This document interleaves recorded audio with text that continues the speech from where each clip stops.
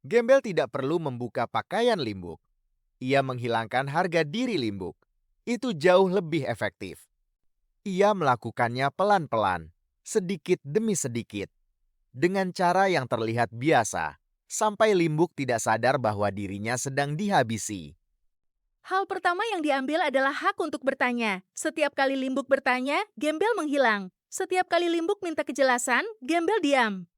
Limbuk belajar satu hal sederhana. Kalau bertanya, ia akan kehilangan. Maka Limbuk berhenti bertanya. Lalu Gembel mengambil hak untuk marah. Saat Limbuk kecewa, ia disebut berlebihan. Saat Limbuk tersinggung, ia disebut terlalu sensitif.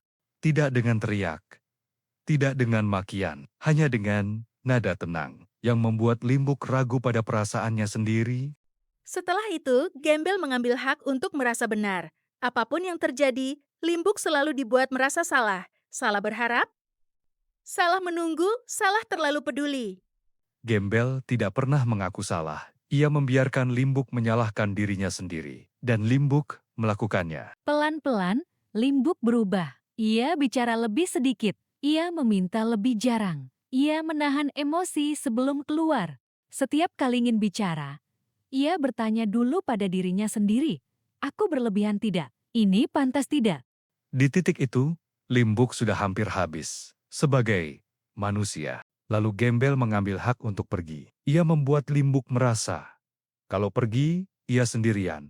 Kalau tinggal, masih ada harapan. Padahal, harapan itu tidak pernah nyata.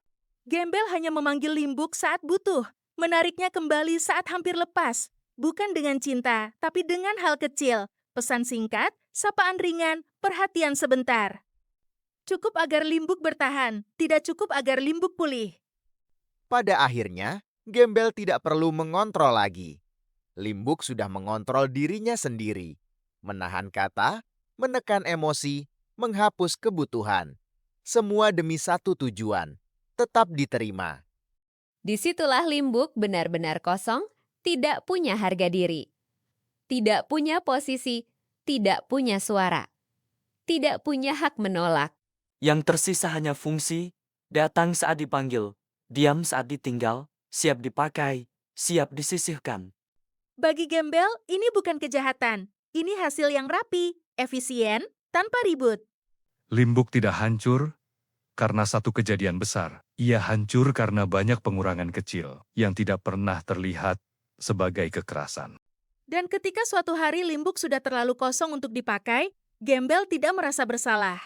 Gembel tidak pernah merasa merusak manusia. Limbuk datang dengan kemauan sendiri. Membuka diri, menawarkan waktu, perhatian, dan tubuhnya untuk dipakai. Gembel hanya menerima, memakai seperlunya. Saat yang dipakai mulai rusak, ia mencari pengganti. Barang rusak dibuang, barang baru selalu ada. Bagi Gembel, ini bukan kejahatan. Ini proses biasa, efisien, tanpa emosi. Ia hanya memakai sesuatu sampai habis, lalu mencari pengganti.